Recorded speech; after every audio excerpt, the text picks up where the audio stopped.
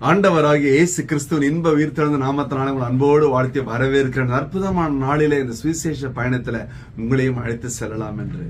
ஆண்டவருடைய திருவுள சித்தம் என்ன தெரியுங்களா? நம்ம எப்படியெல்லாம் வழிநடத்த விரும்புகிறார். நமக்கு முன்பாக பல வசனங்கள் உண்டு. குறிப்பாய் ஒரு வசனத்தை பார்க்கும் பொழுது 1 கொரிந்தியர் 1:27 ஞானிகளை வெட்கப்படுத்தும்படி தேவன் உலகத்தில் பைத்தியமானவர்களை தெரிந்து கொண்டார். ஹல்லேலூயா, ஹல்லேலூயா.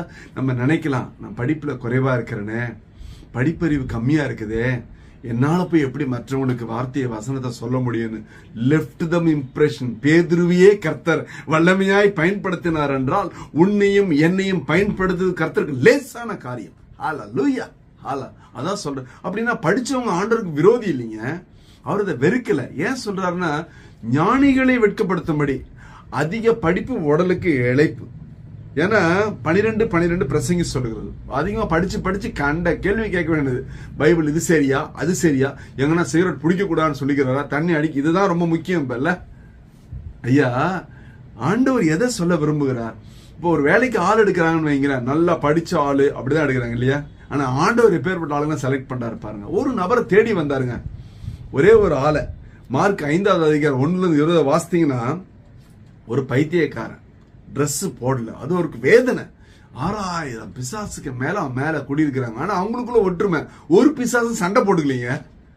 நம்ம குடும்பத்துல 4 பேருக்கு சண்டை வந்தது. 6000 பிசாசு ஒன்னாகுது. அந்த பிசாசு கன்னி பிசாசு, கிழ பிசாசு, பாய் பிசாசு, அந்த பிசாசு சொல்லலையே, எல்லா பிசாசு உள்ளது. ஆனா ஒத்துமையாகுது பிசாசு இல்லையா? அந்த பிசாசு பிடிச்சவன் ட்ரெஸ் இல்லாம கல்லறையில படுத்து உடம்பை கிழித்து பலவிதமான கேவலமான செயல்களை ஈடுபட்டதுனால கர்த்தர் மனமுடைந்து வேதனையோடு பார்க்க வருகிறார். அதற்கு எதிரா இயற்கையே எதிரா நிக்குது. ஒரு பக்கம் கடல் சீற்றம், கடல் கொந்தளிப்பு, எல்லாவற்றையும் தாண்டி வந்துட்டார். அவ பாருங்க, ஏனென்றால் அவனும் தேவனால் உண்டாக்கப்பட்டார். ஆண்டவர் அவனுக்கு சுகத்தை கொடுத்தார். கொடுத்த பிறகு நடந்தது என்ன? அவனும் ஆண்டவருக்கு ஊழியம் செய்தான். அதுதாங்க முக்கியம். வாழ்க்கையில நம்ம தெரிந்து கொள்ள வேண்டிய ஒன்று. அவனை யார் விசாரிச்சிருப்பாங்க, யார் கேட்டிருப்பாங்க, யார் பார்த்திருப்பாங்க, யார் சொல்லிருப்பாங்க, சங்கிலியில கட்ட முடியல. ஆனால் கர்த்தருக்கு அவன் தேவை. அவனே தேவை என்றால் நாம் தேவை அல்லவா? யோசித்து பாருங்களேன். அவனே தேவை என்று தேடி வருகிறார் என்றால் உன்னை தேடி வரமாட்டாரா? உன் இருதய விருப்பத்தை நிறைவேற்ற மாட்டாரா? நீ ஆண்டவருக்காய் ஒரு ஸ்டெப் எடுத்து வச்சா போதும். பாருங்க, கர்த்தர் இந்த நாளில் நம்மை பார்த்து கேட்கிறார்.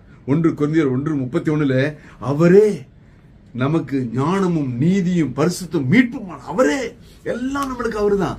அவரை விட்டு வேற கதி இல்ல, பந்தம் இல்ல, சொந்தம் இல்ல, நாதி இல்ல, எதுவும் இல்ல, எல்லாம் அவரே.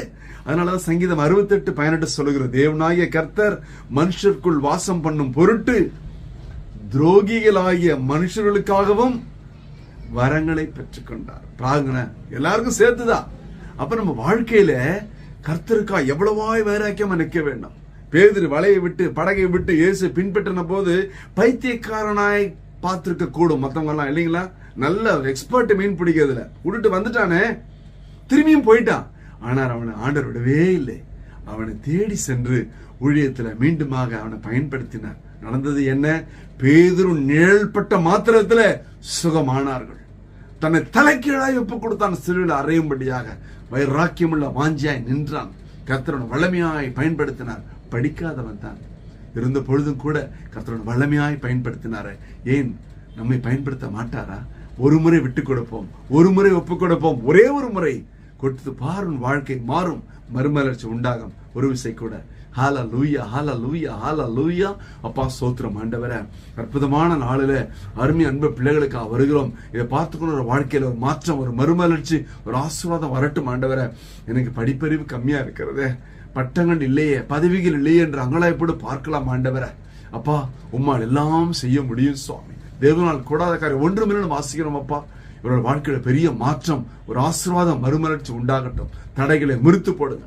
இயேசு கிறிஸ்துவின் உயிர்த்தெழுந்த வல்லமையான நாமத்தினால என் தேவனதை செய்யும்படியாய் உன் திரு கரங்களிலே தாழ்மையாய் ஒப்பு கொடுத்து ஜெபித்து ஜெயம் எடுக்கிறோம் ஜீவனோட நல்ல பிதாவே. ஆமென். கர்த்தர் உன்னை ஆசீர்வதிப்பாராக. Praise the Lord.